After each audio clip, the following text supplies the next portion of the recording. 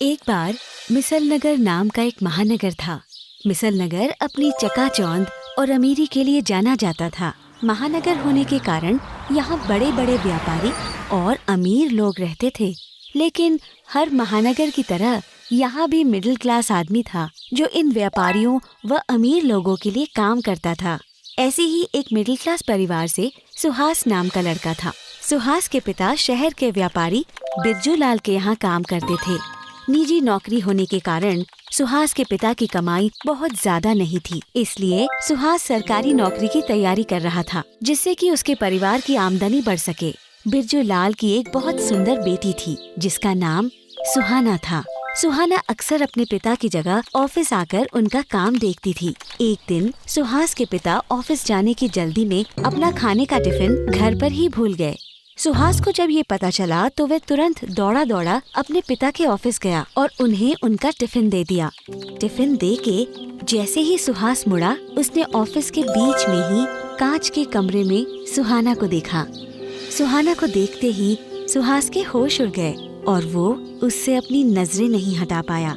इसी दौरान जब सुहाना कुछ काम करने के लिए उठी तो उसने देखा कि सुहास उसे देख रहा था। सुहास भी सुहाना से कुछ कम न था और उसे देखते ही सुहाना ने शर्मा के मुस्कुरा दिया। ये देखकर सुहास भी शर्मा गया और उसने अपनी नजरें फेर ली और घर को चला गया। लेकिन रास्ते भर सुहास सुहाना के बारे में ही सोचता रहा। किसी तरह दोनों ने एक दूसरे का नाम पता कर लिया। अब सुहास रोज अपने पिता को ऑफिस छोड़ने और लेने लगा। इसी बहाने वो सुहाना को भी देख लिया करता था। सुहाना जानती थी कि सुहास उसे देखने के लिए ही रोज ऑफिस आता था, लेकिन वो उसे कुछ नहीं कहती क्योंकि वो भी सुहास को पसंद करने लगी थी।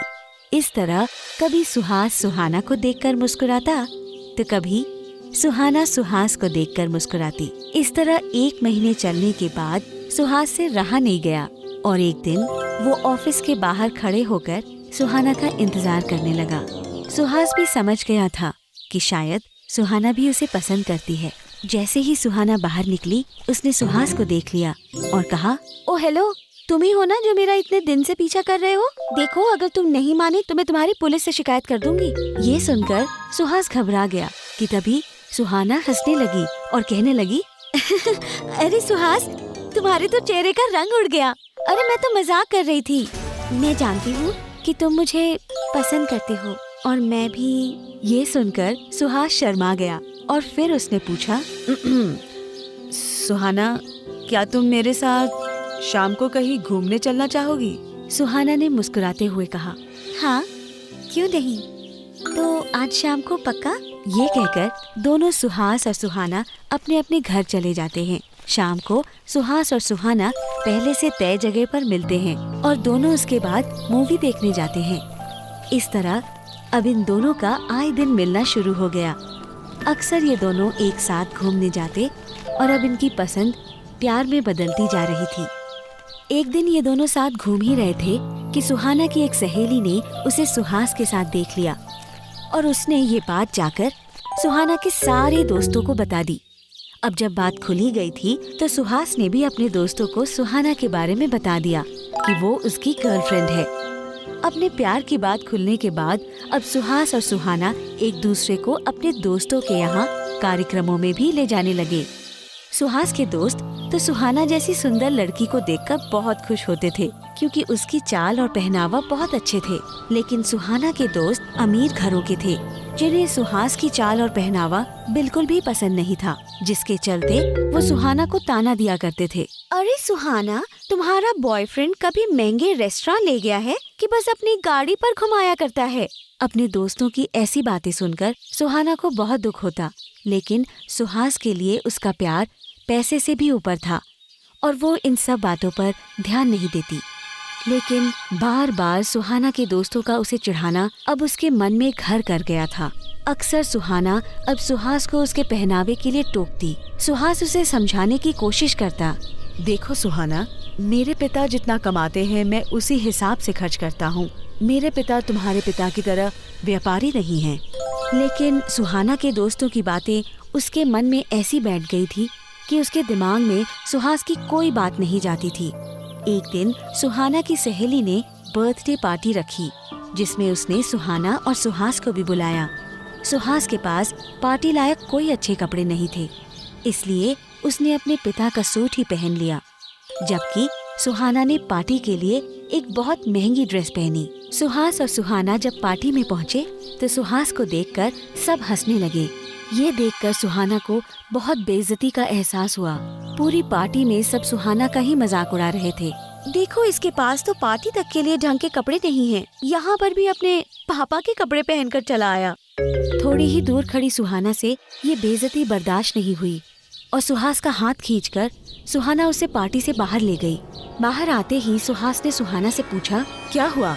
मुझे हाथ पकड़ के बाहर क्यों खींच लाई? पार्टी में सब क्या सोचेंगे? ये सुनकर गुस्से में सुहाना बोली, मुझे नहीं रहना तुम्हारे जैसे फकीर के साथ। तुम्हारे पास तो पार्टी तक के लिए ढंग के कपड़े नहीं हैं। ये सुनकर सुहास की आंखें भर आईं, लेकिन उसने संभलते हुए कहा, लेकिन मैं तो तुम्हें बता चुका हूँ कि मेरे पिता तुम्हारे जितने अमीर नहीं हैं। लेकिन सुहाना के कानों पर जूं तक न रेंगी और बोली, मुझे कुछ नहीं पता। आज से तुम्हारा और मेरा रिश्ता खत्म। ये कहकर सुहाना अपनी कार में बैठकर चली जाती है और सुहास आंखों में आंसू लिए पैदल ही घर की ओर चल पड़ता है। इस बात को हुए अब 4 साल बीत चुके हैं और सुहाना अपने पिता का पूरा व्यापार खुद ही संभालने लगी है। इन 4 सालों के दौरान सुहाना को कई लड़के मिले, लेकिन कोई भी सुहास जैसा प्यार करने वाला और उसका ध्यान रखने वाला नहीं मिला। सुहास को छोड़ना अब सुहाना को गलती लगने लगा था और अक्सर उसे याद करके उसकी आंखों में आंसू आ जाया करते थे। एक दिन ऑफिस के काम से सुहाना दिल्ली जा रही थी कि तभी एयरपोर्ट पर उसे सुहास दिखा। उसे देखकर वह फूली न समाई और उसने जोर से चिल्लाकर कहा, सुहास, सुहास। लेकिन सुहास शायद उसकी आवाज़ नहीं सुन पाया। सुहाना अपनी फ्लाइट छोड़कर सुहास के पीछे पीछे चली गई, लेकिन थोड़ी ही दूर जाने के बाद सुहास गायब हो गया। सुहाना को लगा कि वो अपनी फ्लाइट पर चढ़ गया होगा। इतने पास होकर भी सुहास को दोबारा खोना सुहाना की आंखों में आंसू ले आया और घुटनों के बल बैठकर फूट फूट कर रोने लगी और बोली, काश मैंने तुम्हें न छोड़ा होता सुहास, तो आज तुम मेरे पास होते और मैं तुम्हें बता पाती कि मैं कितना प्यार करती हूँ। तभी सुहाना की तरफ एक आदमी ने रुमाल बढ़ाते हुए कहा, लेकिन मैं तो यही हूँ, अभी बता दो। ये सुनकर जब सुहाना ऊपर देखती है तो पाती है कि रुमाल देने वाला और कोई नहीं बल्कि सुहास ही है और वो जोर से उसे गले लगाकर रोने लगती है।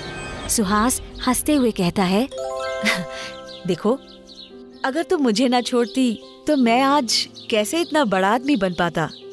हाँ सुहाना, मैं एक बहुत बड़ा सरकारी अफसर बन चुका हूँ। सुहाना ने रोते हुए जवाब दिया, अगर तुम अफसर ना भी होते तो भी मैं तुम्हें आज नहीं जाने देती, क्योंकि मुझे समझ में आ गया है कि तुम्हारा प्यार ही मेरी असली दौलत है और हमेशा रहेगा। ये कहकर दोनों रोने लगते हैं और कुछ ही समय बाद शादी करके सुहास और सुहाना खुशी खुशी रहने लगते हैं।